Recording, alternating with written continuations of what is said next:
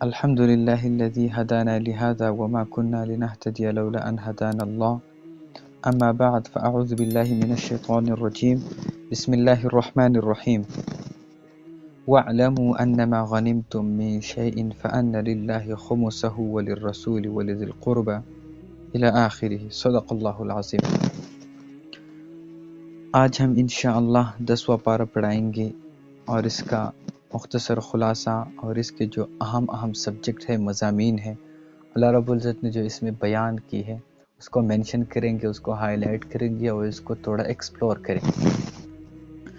تو اس پارے میں 2 حصے ہیں۔ پہلا حصہ وہ ہے جو مشتمل ہے سورہ انفال کی باقی آیتوں پر، اور دوسرا حصہ وہ ہے جو مشتمل ہے سورہ توبہ کا ابتدائی آیتوں پر۔ پہلے حصے میں جو سورہ انفال کی باقی آیتوں پر مشتمل ہے، اس میں اللہ رب العزت نے 5 اہم باتیں ذکر کی ہے، 5 اہم سبجیکٹ یعنی مضمون بیان کی ہے۔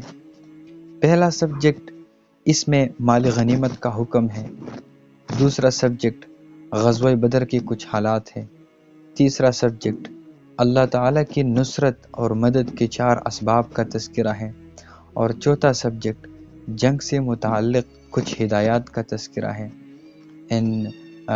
5 نمبر سبجیکٹ ہجرت اور نصرت کی فضائل کا ذکر ہے۔ پہلا سبجیکٹ کو لیتے ہیں، اس کو تھوڑا ایکسپلور کرتے ہیں، مال غنیمت کا حکم۔ تو اس کے بارے میں اللہ رب العزت نے کیا ذکر کیا ہے؟ مال غنیمت کا حکم یہ بیان ہوا کہ مال غنیمت میں خمس یعنی 5واں حصہ نبی علیہ السلام کے لیے ہے، اور آپ صلی اللہ علیہ وسلم کے اقرباء کے لیے ہوگا، یتیموں کا ہوگا، مسکینوں کا ہوگا اور مسافروں کے لیے ہوگا، اور باقی جو 4 حصے ہیں وہ مجاہدین کے حصے میں آئے گا اور وہ مجاہدین کے لیے ہوگا۔ یہ پہلا سبجیکٹ تھا۔ دوسرے سبجیکٹ میں اللہ رب العزت نے غزوہ بدر کے کچھ حالات بیان کی ہے، یعنی کافروں نے مسلمانوں کو کم سمجھا اور مسلمانوں نے کفار کو تعداد میں کم سمجھا، اور ایسا اس لیے ہوا کہ اس جنگ کا ہونا اللہ کے ہاتھ طے ہو چکا تھا۔ شیطان مشرکین کے سامنے ان کے اعمال کو مزین کر کے پیش کرتا رہا، اور دوسری طرف مسلمانوں کی مدد کے لیے اللہ رب العزت نے آسمان سے فرشتے نازل کی، اور فرشتوں کے ذریعے اللہ رب العزت نے مسلمانوں کی مدد کی، اور قریش غزوہ بدر میں ذلیل ہو گئی، قریش غزوہ بدر میں رسوا ہو گئی اور شکست خوردہ ہو گئی، اور اللہ رب العزت نے مسلمانوں کو بدر میں فتح دی۔ یہ دوسرا سبجیکٹ ہے، بدر کے کچھ حالات ہی اللہ رب العزت نے اس میں بیان کی ہے۔ تیسرے سبجیکٹ میں اللہ رب العزت نے اپنی نصرت مدد کے 4 اسباب بیان کیے ہیں۔ پہلا سبب میدان جنگ میں ثابت قدمی۔ جو بھی میدان جنگ میں ثابت قدمی کے ساتھ مطلب مضبوط رہے گا، ان کے ساتھ جو ہے نا نصرت اور مدد کا وعدہ ہے۔ اور جو دوسرا سبب اللہ تعالیٰ کا ذکر کثرت سے کرنا۔ دیکھیے آج مسلمانوں میں اللہ کا ذکر کا بہت کمی ہے۔ اللہ اکبر، آج دنیا کا یہ حال ہے کہ ہمارے پاس بچوں کے لیے ٹائم ہے، کھانے پکانے کے لیے ٹائم ہے، پیشن کے لیے ٹائم ہے، شاپنگ کے لیے ٹائم ہے، اور ہر چیز کے لیے ٹائم ہے سوائے ذکر کی، سوائے قرآن کی تلاوت کی۔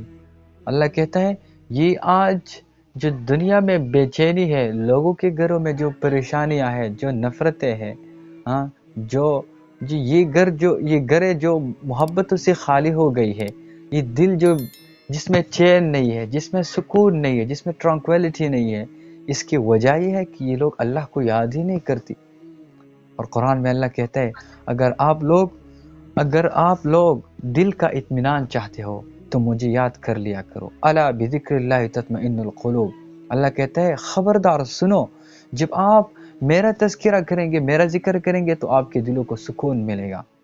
اور اللہ فرماتا ہے فاذکرونی اذکرکم، مجھے یاد کرو گے تو میں آپ کو یاد کروں گا، مجھے تنہائی میں یاد کرو میں آپ کو تنہائی میں یاد کروں گا، مجھے اجتماعیت لوگوں کے سامنے یاد کرو میں فرشتوں کے سامنے آپ کا تذکرہ کروں گا۔ اللہ اکبر، یہ کتنا اہم چیز ہے۔ ابھی میں اللہ کا تذکرہ آپ لوگوں کے سامنے کر رہا ہوں، آسمانوں میں ہمارا تذکرہ فرشتوں کے سامنے ہو رہا ہے۔ ہم تنہائی میں جب اللہ کا ذکر کرتے ہیں تو اللہ رب العزت تنہائی میں ہمارا ذکر کرتے ہیں۔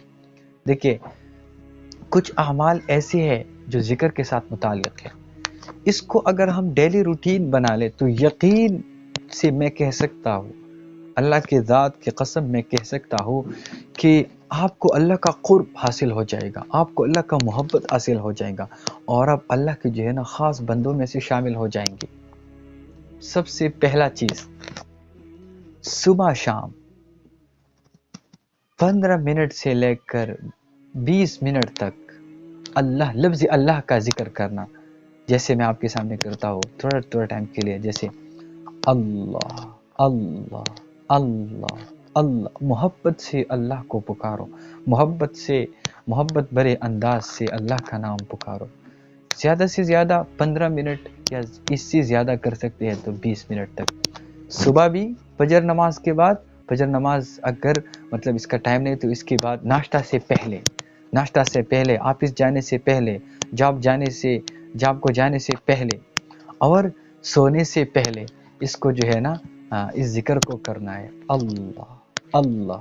اس سے کیا ہوگا؟ آپ کے دل میں نور اتر آئے گا، اور اس نور کے برکت سے اللہ رب العزت آپ کی ایمان کو جو ہے نا سٹرانگ کرے گا، آپ کی بیلیف کو سٹرانگ کرے گا، اور جب آپ کا بیلیف ایمان سٹرانگ ہوتا جائے گا تو اللہ کی وعدوں اور وعیدوں پر آپ کا یقین بڑھ جائے گا، اور جب یہ بڑھ جائے گا تو اللہ رب العزت کا ایک خاص قسم تعلق آپ کا ساتھ بن جائے گا۔ جب آپ کو کسی چیز کی ضرورت ہو تو پھر 2 رکعت نفل پڑھنے کی ضرورت ہی نہیں ہوگی۔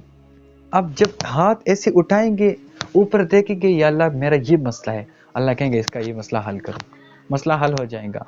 اور جب تعلق اور سٹرانگ ہو جائے گا تو پھر بولنے کی بھی ضرورت نہیں ہے کہ اللہ یہ میرا یہ مسئلہ ہے، اس کو حل کرو۔ آپ کے دل میں جب خیال آئے گا، اللہ اس خیال کی نسبت کو سمجھے گا اور آپ کا مسئلہ اللہ رب العزت حل کرے گا، پریشانی دور کر دے گا۔ تو سب سے پہلا کیا چیز ہے؟ اللہ کا ذکر، لفظ اللہ کا ذکر صبح شام 20 منٹ تک یا 15 منٹ تک جو ہے نا، صبح بھی اور رات کو بھی۔ دوسرا چیز،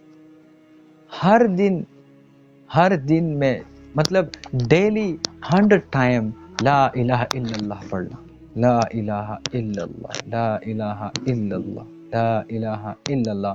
اور جب 100 بار مطلب جب لاسٹ باری آتی ہے تو اس کے ساتھ لاسٹ ٹائم یہ پڑھے لا الہ الا اللہ محمد رسول اللہ۔ کتنا آسان ہے، اس پہ کتنا ٹائم لگے گا؟ زیادہ سے زیادہ 5 منٹ بھی نہیں لگتا۔ 24 گھنٹے میں ہم 5 منٹ اپنے رب کو نہیں دے سکتے، تو یہ کیسے عبدیت ہے، یہ کیسے بندگی ہے، یہ کیسے مسلمانی ہے، یہ کیسے ایمان ہے، یہ کیسے اسلام ہے۔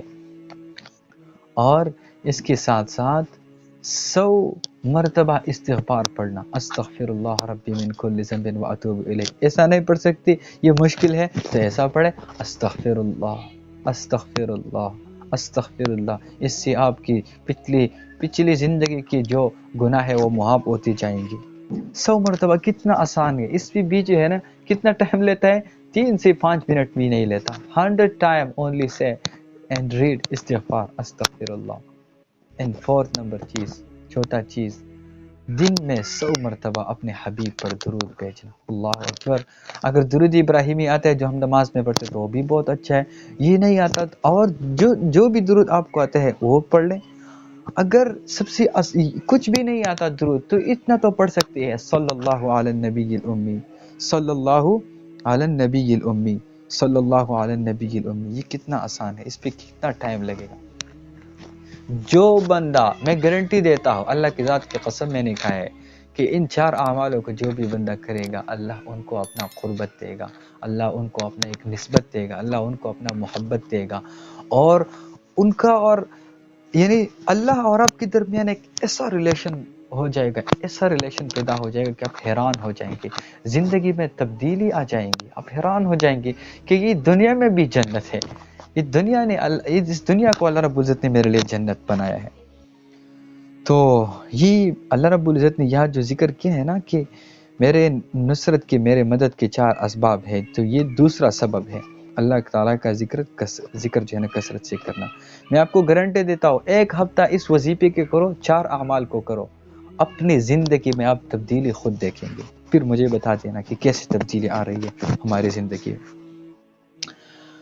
اور تیسرا سبب اختلاف اور لڑائی سے بچ کر رہنا، لڑائیوں سے دور رہنا، اختلافات سے دور رہنا. بس جو بھی آپ کے ساتھ لڑائی کرنا چاہے کہہ دا میرے پاس اتنا ٹائم نہیں ہے، میرے پاس ٹائم نہیں ہے کہ میں لڑائی میں جو ہے نا اپنا وقت ضائع کروں. اختلافات سے بھی دور رہنا. جب آپ یہ کریں گے تو اللہ کا نصرت اور مدد آپ کے ساتھ شامل حال ہوگا. اور چوتھا سبب اللہ کی مدد کا مقابلے میں ناموافق امور پر صبر کرنا. جب آپ کو نفس کے خلاف مقابلہ کرنا ہو تو ایک ایسی چیزیں آئیں گی جس میں جو ہے نا آپ کو صبر کرنا پڑے گا. اور جب آپ یہ صبر کا مظاہرہ کریں گے تو اللہ رب العزت کا مدد آپ کے ساتھ شامل حال ہوگا. تو یہ جو ہے نا اس حصے کا تیسرا سبجیکٹ. اب آتے ہیں اس حصے کا چوتھے سبجیکٹ میں جو کہ مشتمل ہے، اس میں اللہ رب العزت نے جنگ سے متعلق کچھ ہدایات ذکر کی ہے. جنگ کے متعلق کیا ہدایت اللہ رب العزت نے بیان کی ہے؟ پہلا ہدایت تو یہ بیان کیا کہ دشمنوں سے مقابلے کے لیے مادی، عسکری اور روحانی تینوں اعتبار سے تیاری مکمل رکھے. اور دوسرا ہدایت دی اگر کافر صلح کی طرف مائل ہو تو صلح کرو. یہ دوسرا ہدایت اللہ رب العزت نے جو ہے یہاں بیان کی ہے. اور پھر اس حصے کا اللہ رب العزت نے جو پانچواں سبجیکٹ یعنی مضمون بیان کی ہے وہ ہجرت اور نصرت کے کچھ فضائل. تو اس کی کیا فضائل؟ اللہ رب العزت نے اس حصے میں 3 فضائل بیان کی ہے. پہلا فضیلت مہاجرین اور انصار سچی مومنین ہیں. اللہ رب العزت نے خود اپنی زبان سے ان کی تعریف کی. یہ اس سے بڑا فضیلت کیا ہو سکتا ہے؟ دوسرا فضیلت گناہوں کے مغفرت. اللہ نے ان کو یہ مقام بھی دیا کہ اللہ رب العزت نے ان کے گناہوں کو معاف کر دیا. تیسرا فضیلت رزق کریم کا وعدہ، وہ رزق جو عزت والا ہو جس میں ذلت نہیں ہوگا. دیکھیں رزق صرف خوراک کو نہیں کہتی، رزق مال کو کہتی ہے، رزق جائیداد کو کہتی ہے، رزق گاڑی کو کہتی ہے، رزق گھر کو کہتی ہے، رزق لباس کو کہتی ہے. رزق جتنی بھی انسانی ضروریات ہے اس دنیا میں ان سب کو جو ہے نا رزق کہتے ہیں. تو اللہ رب العزت نے مہاجرین اور یعنی ہجرت اور نصرت کی جو فضائل ہے اللہ رب العزت نے یہاں بیان کی ہے. اب آتی ہے اس پارے کی دوسرے حصے میں جو کہ مشتمل ہے سورہ توبہ کی ابتدائی آیتوں پر. تو اس میں اللہ رب العزت نے اہم مضمون جو بیان کی ہے وہ 2 سبجیکٹ ہیں، 2 مضامین اس حصے میں بیان ہیں. پہلا مضمون مشرکین اور اہل کتاب سے جہاد کرنا، اس کا تذکرہ ہے. اور دوسرا سبجیکٹ جو اس حصے میں ہے وہ ہے مسلمانوں اور منافقوں کے درمیان امتیازی شان بیان کرنا. تو مشرکین اور اہل کتاب سے جہاد کا جو تذکرہ یہ ہے وہ اس واسطے اللہ رب العزت نے بیان کیا ہے کہ مشرکین سے جو معاہدے ہوئے تھے، جو پرامسز ہوئی تھی، ان سے برات کا اعلان کیا گیا کہ ابھی جو ہے نا ہم ان وعدوں کو پورا نہیں کریں گے، بلکہ ابھی جہاد کا ٹائم ہے، ابھی جو ہے نا وعدوں کا لحاظ نہیں رکھا جائے گا کیونکہ آپ لوگوں نے حدود پار رکھی ہے. ٹھیک ہو گیا. اور اس کے ساتھ ساتھ اللہ رب العزت نے یہ بھی بیان کیا کہ مشرکین کو بیت اللہ سے منع کر دیا جائے گا، یعنی ان کو جو ہے نا حج بیت اللہ کا جو شرط تھا ان سے جو ہے نا یہ لوگ محروم ہو جائیں گے اور ان کو اندر داخل نہیں کیا جائے گا. اور ساتھ میں یہ بھی بیان کیا گیا کہ اہل کتاب کے ساتھ قتال کی آپ لوگوں کو اجازت دی گئی. ابھی جو ہے نا آپ لوگ اہل کتاب سے قتال کر سکتی ہے، جہاد کر سکتی ہے. تو یہ پہلا سبجیکٹ تھا جس میں اللہ رب العزت نے یہ بیان کیا، مشرکین اور اہل کتاب کے ساتھ جہاد کا جو تذکرہ تھا. اور اس سے کا جو دوسرا سبجیکٹ ہے مسلمانوں اور منافقوں کے درمیان توڑا امتیازی شان. تو اس کے بارے میں اللہ رب العزت نے کچھ یوں منظر بیان کیا ہے کہ دیکھیں منافقوں اور مسلمانوں میں امتیاز کرنے والی بنیادی چیز غزوہ تبوک بنی. غزوہ تبوک میں کیا ہوا؟ رومیوں کے ساتھ مقابلہ ہوا جو وقت کی سپر پاور تھی، اور شدید گرمی اور فقر فاقہ کے موقع پر جو ہے نا پل پکی ہوئی تھی. مسلمان سوائے چند کے سب چلے گئے. حالانکہ اور منافقین نے بہانے تراشنے شروع کر دی پارے کی، اور اس پارے کی آخر تک اللہ رب العزت نے اسی وجہ سے منافقین کی مذمت بیان کی ہے۔ یہاں تک اللہ رب العزت نے فرما دیا کہ اے پیغمبر صلی اللہ علیہ وسلم، ابھی ان لوگوں نے جو آپ کے ساتھ جو معاملہ کیا، آپ کو جو اکیلا چھوڑا، ابھی آپ ان کے لیے 70 بار بھی استغفار کریں تو بھی اللہ رب العزت ان کی مغفرت نہیں کرے گا، اور اگر ان میں کسی کا انتقال ہو جائے تو آپ اس کی نماز جنازہ بھی نہیں پڑھیں گا۔ پھر ان مسلمانوں کا بھی ذکر ہے جو کسی عذر کی وجہ سے اس غزوے میں نہ جا سکے، اور اسی موضوع پر اللہ رب العزت نے اس پارے کا اختتام کیا ہے۔ تو اس کو میں تھوڑا دوبارہ ریوائز کرتا ہوں۔ اس پارے میں 2 حصے تھے۔ پہلا حصہ وہ تھا جو مشتمل تھا سورہ انفال کی باقی آیتوں پر، تو اس میں اللہ رب العزت نے 5 باتیں ذکر کی تھی، 5 اہم سبجیکٹ مضمون بیان کی تھی۔ پہلا سبجیکٹ تھا مال غنیمت کا حکم، سیکنڈ سبجیکٹ تھا غزوہ بدر کی کچھ حالات، تیسرا سبجیکٹ تھا اللہ کی نصرت کے 4 اسباب، اور 4 نمبر سبجیکٹ تھا جنگ سے متعلق کچھ ہدایات، اور 5 نمبر سبجیکٹ تھا ہجرت اور نصرت کے کچھ فضائل۔ اور جو دوسرا حصہ ہے اس پارے کا جو کہ مشتمل تھا سورہ توبہ کے ابتدائی آیتوں پر، تو اس میں اللہ رب العزت نے 2 باتیں ذکر کی ہیں۔ پہلا چیز جو اس پارے میں بیان ہوا ہے وہ مشرکین اور اہل کتاب سے جہاد کی کچھ تذکرہ، اور دوسرا چیز جو اللہ رب العزت نے یہاں بیان کی ہے مسلمان اور منافق کے درمیان امتیازی شان کو بیان کرنا، اور اسی موضوع پر یعنی اسی سبجیکٹ پر اللہ رب العزت نے اس پارے کا اختتام کیا ہے۔ وآخر دعوانا ان الحمد للہ رب العالمین۔